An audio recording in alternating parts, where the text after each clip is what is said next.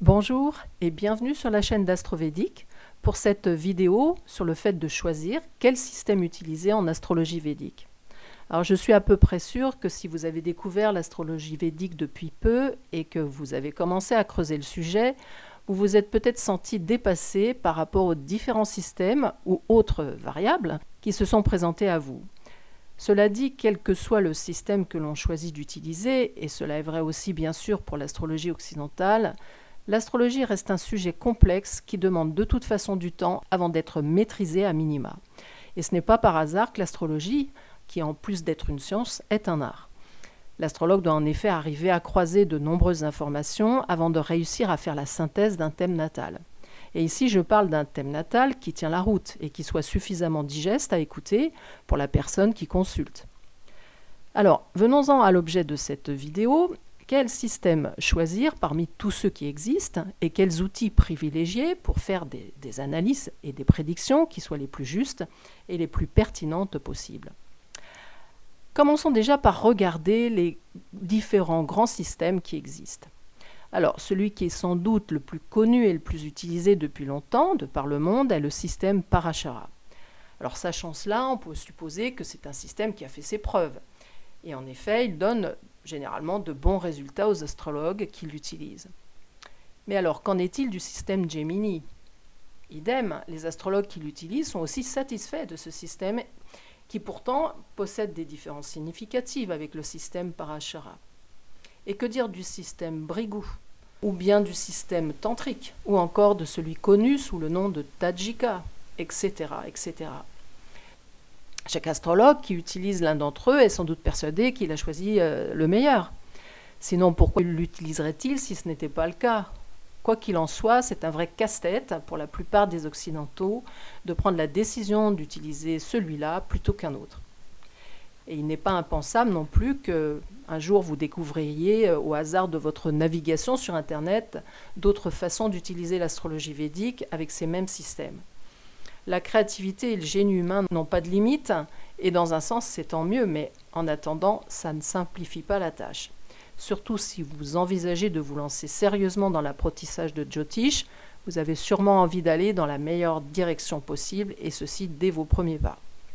Alors, avant de prononcer un avis sur la question, continuons et voyons maintenant ce qu'il en est du côté des cartes utilisées. Alors tout d'abord, le type de carte.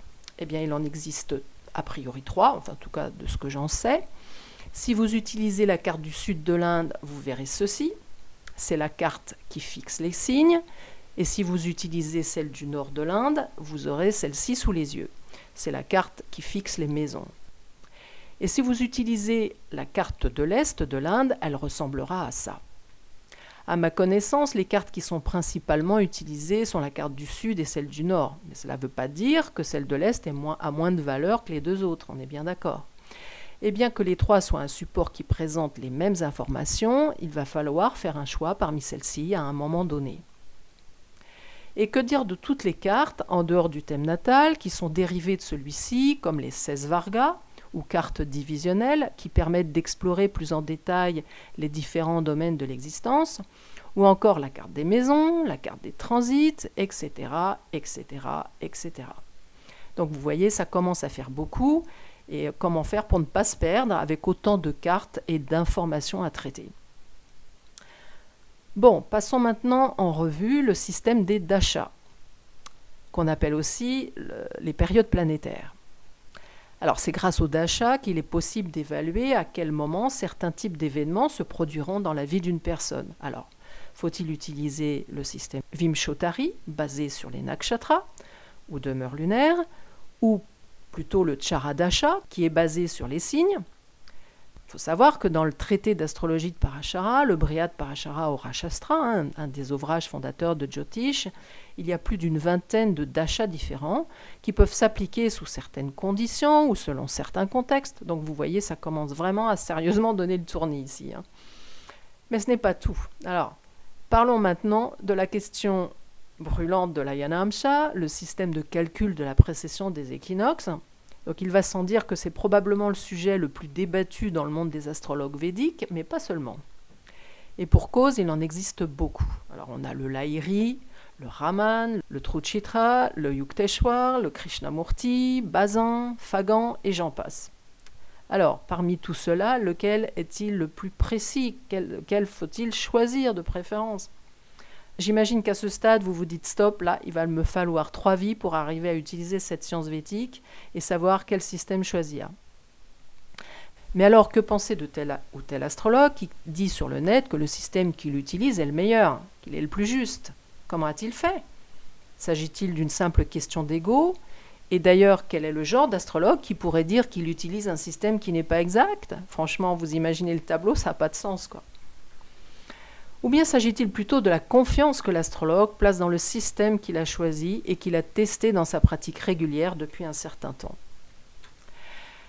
Donc, si vous vous lancez dans l'étude de l'astrologie védique, choisissez un système, choisissez un type de carte, choisissez un ayanamsha et un système d'achat et travaillez avec suffisamment longtemps pour bâtir votre conviction. Pour cela, vérifiez si vos analyses et vos prédictions tiennent la route et se confirment en les confrontant au réel avec le plus d'objectivité possible. Maintenant, si au bout d'un certain temps de pratique, vous estimez que vous pouvez explorer d'autres systèmes ou techniques, parce que vous cherchez tout simplement à approfondir votre connaissance, alors bien sûr, vous pouvez le faire, mais sachez qu'il vous faudra repartir à zéro avant de développer une nouvelle conviction dans le nouveau système. Si par exemple vous souhaitez passer du système Parashara à celui de Gemini, vous avez intérêt, au moins momentanément, à lâcher complètement le système Parashara pour vous consacrer entièrement au système Gemini. Sinon, c'est le meilleur moyen de vous emmêler les pinceaux. Par contre, si vous souhaitez seulement expérimenter un changement d'Ayanamsha ou encore un système de Dasha, le processus là va être moins déstabilisant et dans tous les cas, ce sera enrichissant pour vous car vous pourrez affiner votre jugement et vous conforter dans votre choix de ce qui vous semble le plus juste. Alors, pour conclure cette vidéo, si j'ai un conseil à donner aux personnes qui veulent commencer à étudier Jyotish, utilisez en premier le système Parashara et l'Ayanamsha Lahiri, choisissez le Dasha Vimshottari et utilisez seulement le Navamsha parmi les autres Vargas avant de vous lancer dans des explorations plus approfondies. Vous aurez déjà des résultats très pertinents.